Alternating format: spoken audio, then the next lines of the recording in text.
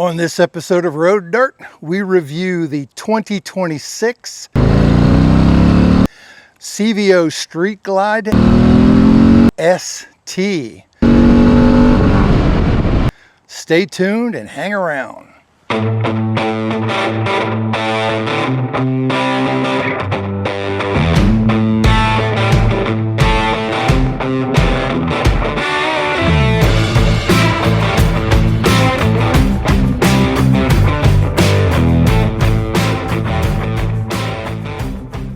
Hey everybody, Phil with the Road Dirt here. Hopefully everybody's out riding this summer in the community and enjoying themselves.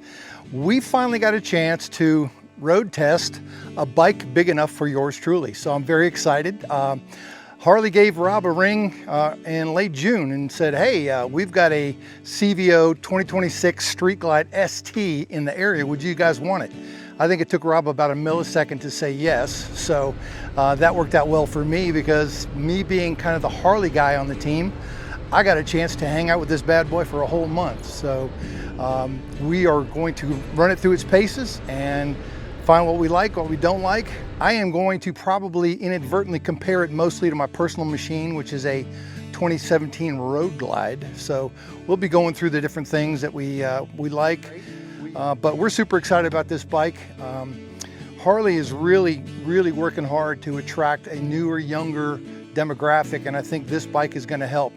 There is a pretty hefty price point for this bike, but after they get out into the market and start reselling and the pricing comes down, I think that this is going to attract a younger buyer that's really going to help the company overall. And since their second quarter numbers just came out and showed that they are moving and are tracking in the right direction with lower dealer inventories and higher unit shipments, we're excited that the motor company is in fact on a really good rebound here. So we're going to just sit back. I've got a lot of onboard content. We're going to go through some of the things that we like, and we'll do a wrap up here in a little bit and let you guys see what we think. But I'm super excited that we have some time on this Harley. Finally getting to throw a leg over one of these CVO ST models from Harley-Davidson, the 2026 Street Glide. Man, this thing is an absolute blast. The throttle response is amazing. You've got 4 different modes to ride in. You've got track mode, sport mode, road mode, and rain mode. And we loved the sport mode. Pretty much lived in that mode the whole time. I have no idea what the track mode would do, but it's got to be amazing. But we've really enjoyed this bike. Handles super great in the turns. The suspension and the adjustability in the rear with the inverted forks on the front really gives you a fantastic sense. It's so fast, you got to be careful, especially when you got people like that law enforcement man that just cruise by us here. But it has been a hoot to ride this thing. The rider triangle feels fantastic for me at 6'2", just a little north of 2.5. The footboards are a little bit small for my size 12s, but nothing to complain about there.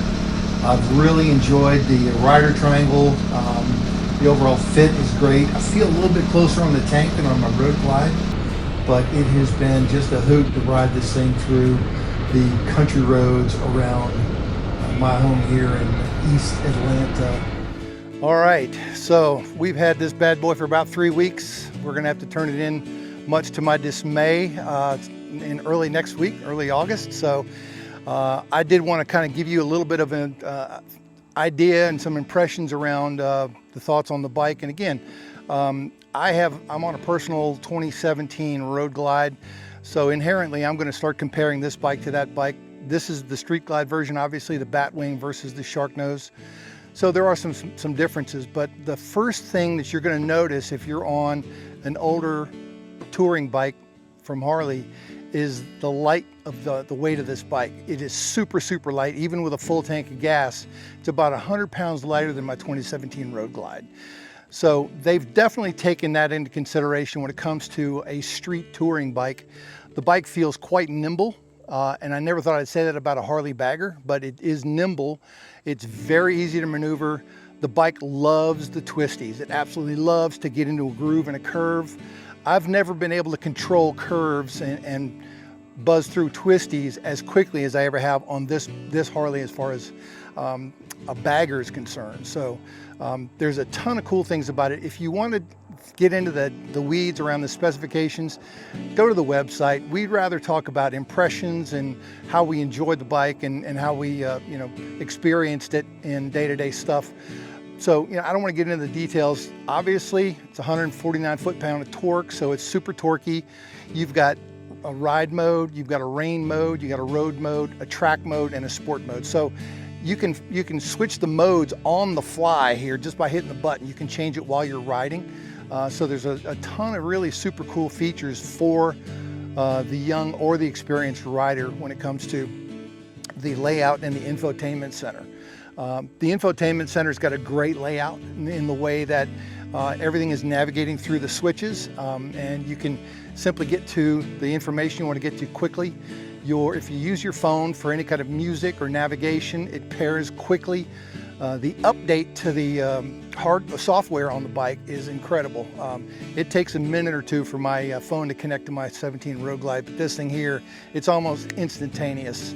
The little dashboard or little glove box underneath it, just drop your phone in there and you're off to the races. So the bags look to be about the same size as the older bags from the 20s and older, but there's actually a lot more space. They seem shorter, but there's more space for packing things in there. We put camera gear and stuff in our bikes when we ride them. So there's more space in the bags. I love the fact you don't have to put a gas cap somewhere when you fill up. So when you pull up, it's a lever actuated, open it up, you don't have to put the gas cap somewhere and then find it and put it back on or forget it somewhere. So the bike's just got a lot of super great features. The stereo is an upgrade for sure. I personally love the design of the bike. I think they've done an amazing job with, in particular, the bars on the Street Glide and the way that they kind of curve. I love the air intake here. They've taken some design cues from the Italians, in my opinion, and we love the Ducati bikes that we've seen and ridden in the past. And I think they really kicked up their design skills in Milwaukee, and I think people are going to love it. The start, stop, and everything, firing it up is real simple. So you've got all the young creature comforts you expect in a bike, as far as just keeping the fob in your pocket. So that makes it nice. For me, at 6'2", the rider triangle is very comfortable. I do walk around in a size 12, so the front half of my foot tends to be hanging off of these smaller footboards, which is fine. I mean, you can get used to it. It's pretty straightforward, pretty simple. Not a big deal there. Cruise control is great. You've got plenty of other features here. For me at 6'2", the windshield is virtually non-existent, doesn't do much. So I would definitely have to upgrade the windshield to a taller windshield. The seat, very, very comfortable. We rode for a full day recently up in the mountains, and I didn't have anywhere near the pain in my lower back as I do sometimes on my personal bike. So the seat, they've done a really good job. And the engine guards are great. Obviously, you gotta love the color. It's super nice, and the gray and red ones are nice as well. There are a couple minor hiccups or a couple minor, I wouldn't call them complaints, but things that I had to get used to as an existing Harley rider. On the control set, they've actually moved the radio volume from the left side to the right side. So it's a little bit tricky if you're working the throttle to adjust your volume. Just a first world problem, if you will. So nothing major, but just something that you want to be consider or think about. And of course the windshield's a little bit short, and there's one other weird thing that kind of just is strange, and I don't know if somebody has cleaned the brake discs on the front, but the front brakes squeak a little bit. But every time you stop, if you use the front brake, it squeaks. And that's a little bit odd for me, especially at a price point of 45 grand and up. So just a little weird thing. Don't know if it's something that somebody sprayed on the brake discs and it's causing a problem or whatever. But for the pricing, you'd think that the brakes would be flawless. You've got the inverted front forks, so the front suspension is great, and the rear suspension is adjustable from hard to soft using these new air ride rear shocks. I set it to fully soft for me, even though I'm just north of 250 at 6'2", but the super soft setting was great for me. It really kind of felt like I was kind of nudging myself into a curve, and the softness was really kind of helping me when I was carving lines and things like that. So yeah, I mean, I've absolutely had a blast. This is a bike that fits me really well, and I've really enjoyed the month that we've had on this thing. I hate to give it back, it's gonna hurt, but I would highly recommend, if you are looking at a sport touring bike of some sort, I would consider the Harley, either the Road Glide CVO ST or the Street Glide. These bikes are going to be the future of the motor company. The use of carbon fiber in the fenders has certainly helped with the weight as well.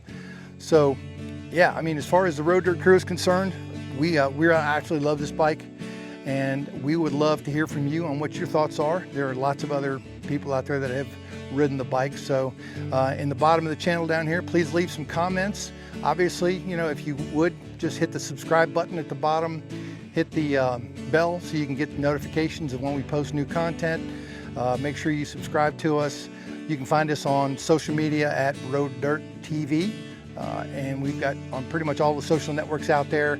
We've got a Spotify playlist for you riders if you use Spotify, so check that out.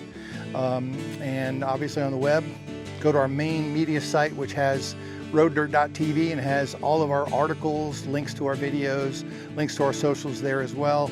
And check out our content on a regular basis. We think you're gonna love it, and we're all just like you guys. We love to ride, and we don't get enough time on the seat in summertime, and you know, it's going to be a great fall coming up, so we're looking forward to spending some time on our bikes in the rest of the summer and in the fall. But that's it from Phil, so remember to ride life.